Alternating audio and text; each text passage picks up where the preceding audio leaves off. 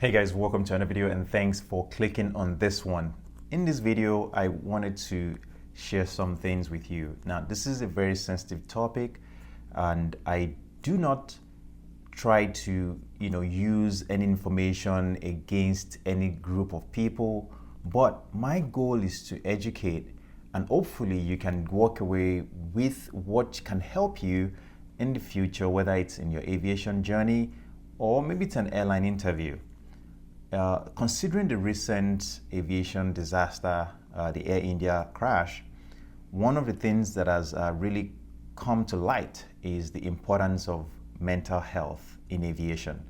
And this is not something new. We've seen certain accidents in the past, whether it was one pilot in flying or a pilot flying passengers. This has happened in the past. So this type of conclusion that is being drawn, remember this is just preliminary report, but this type of conclusion that is being drawn by a lot of speculations out there is something that is worth talking about. I do not know what the conclusion would be, and I'm not saying that the things that pilots might have done maybe were intentional, but what I want to draw your attention to is if you are following this channel, you've followed this channel to understand some of the aviation things that can help you in your aviation journey, whether it's through an interview, whether it's through the assessments that we talk about and the likes. Now, how does pilot mental health become a thing? Well, one of the things to understand is that human beings do have to face certain challenges from time to time. And that means that when you go through life, things will happen.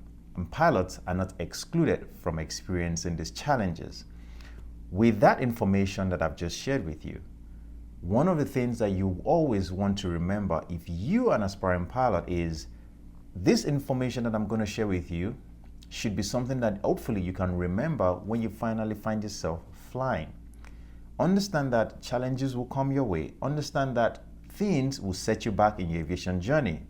We know how difficult it is to get into aviation. When you finally get into that aviation environment, that you start training, you're struggling with money, you deal with maybe setbacks in your training, and you finally become a pilot. The reality is that achieving that goal of becoming a pilot is just the start of it all. Why? Because yes, now you've achieved that goal. Your ability to remain disciplined, your ability to remain committed to the craft, your ability to keep improving, all those things comes down to, most of the time, your mental state. If you think about it, one of the biggest fears or biggest worries that we experience as human beings are things that we have no control over. Whether it's the fear of losing a job, whether it's the fear of some medical diagnosis, whether it's the fear of your marriage or your relationships, whether it's family or friends. All these things do create problems that can sometimes impair pilot's judgment. And that is why even when you walk into an interview environment, one of the things they're looking for is how do you manage stress? They ask you questions that try to understand where you get help or how you seek help. They try to understand how you manage and deal with challenges that comes with the job. And unfortunately, pilots are dealt with a number of issues at hand, or they deal with a number of issues. And the first thing that you want to understand is that in order to become a pilot, you have to go through a series of training, which takes time, money, and commitment. You finally become a pilot, but then you now have to get a job. Now you finally got a job, but now you have to keep the job. And in order to keep the job, it means that you have to regularly train, which means that you have to be proficient, and it feels like you have to always be ready for anything, right? As we know, pilots are trained to handle emergencies, and emergencies don't tell you when they're going to happen, right? So you have to be prepared for that. So there's that adds a bit of stress, which can be good, okay? But then you have things like your medical that you have to maintain every year in order to keep flying. But then you also have things like, oh, do not drink alcohol, do not do this, do not do that, do not, break an SOP because you might get fired. All this stuff makes it a bit challenging for most people to handle. And when you had the day-to-day stress of the job, whether it's flying long hours, whether it's flying, at times that may not be ideal, whether it's flying away from family when maybe it's time to celebrate something. All those things do have their own weight of stress, or at least had some stress to your life. And that is the reality of it. And understanding this before you even get into aviation makes it, I think, tolerable, because that way your expectations are met. A big part of this that I've seen and I've read in different articles from people who experience a lot of mental health struggles is when your expectations don't meet your reality. You expected that you make a lot of money, but here you are struggling because, maybe the job doesn't pay you as well, or the reality of your marriage, or the reality of your relationships, or the reality of the job, whether you feel like at a certain stage you should be somewhere but you're not there. All of this adds to the stress that you experience as a pilot.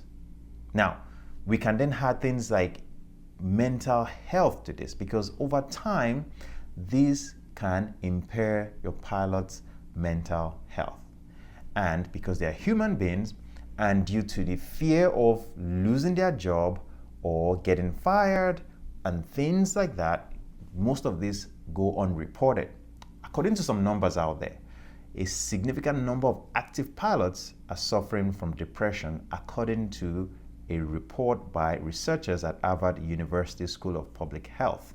This was a report that was done in 2016 by Harvard after the Germanwings crash. I'm not sure if some of you may remember that. It continues, says depression occurred at higher levels amongst pilots who used sleep aid medication. You have to understand that pilots often fly different time zones, and in order to reset, guess what? Most of the time they tell you to use some sleep aid to help you reset your circadian rhythm. At the end of the day, if this is not managed well and done right under the supervision of a qualified doctor, what happens is that you may end up suffering from mood disorders, which then ends up working into mental disorders as well. Let's continue. It says hundreds of pilots currently fly are managing depressive states. Hundreds of pilots currently flying are managing depressive symptoms, perhaps without the possibility of treatment due to the fear of negative career impact. One of the things, like I mentioned, is you've gone through all the stress of becoming a pilot, all the hurdles you've had to cross, and then nobody, majority of the time, wants to speak up when they experience the symptoms. Let's add to that. Type A personalities are mostly seen in this type of jobs, right? These are the type of people that get hired to become pilots, policemen, military, and all this stuff. They have type A personality, they can do attitude, the mindset of, hey, I can pull through this. But the reality is that not everybody can do these things. Not everybody can pull through the struggles they experience in life. And speaking up to get help is often important. Underreporting of mental health symptoms is a common one, which means people don't disclose their information about their mental health to their employers or to their aviation medical examiners. Among those barriers, amongst all of these issues that we're talking about, we have shift work, because you definitely do not fly the same route every time. So your times would always change, long and continuous work hours, and the stigma, and of course the stigma of, if you report that you have a mental disorder, how that can impact your flying career. All these factors are things that can really make it difficult for pilots to speak up.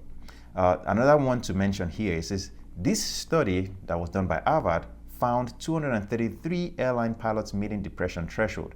I think they sampled about 3,000 pilots. Not a lot, but I think they also cut down the number. So anyway, in percentages, it came down to about 12.6% of airline pilots meet the depression threshold.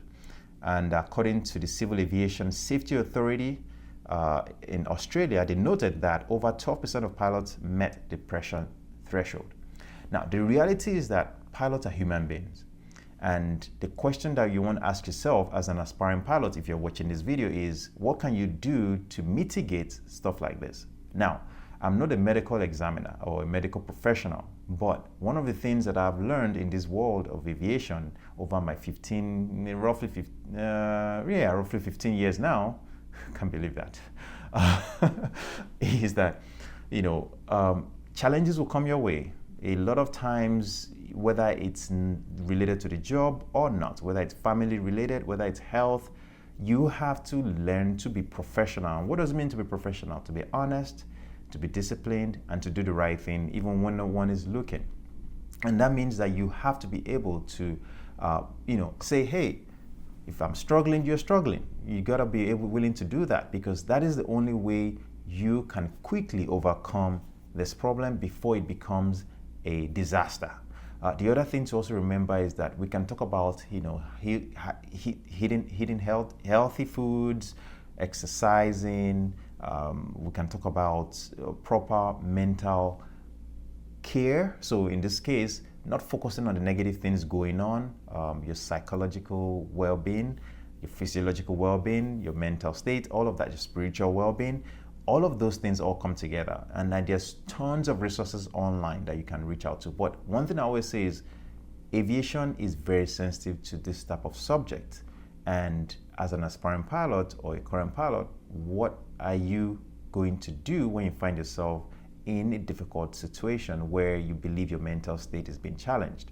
The right thing to do is to speak up and get help.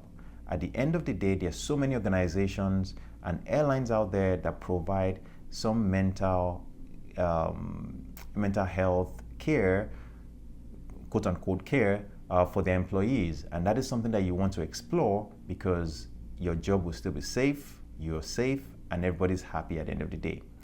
I thought to share this information with you. I hope that you found value. If you have, please don't forget to drop a like on this video, and I'll see you in the future one.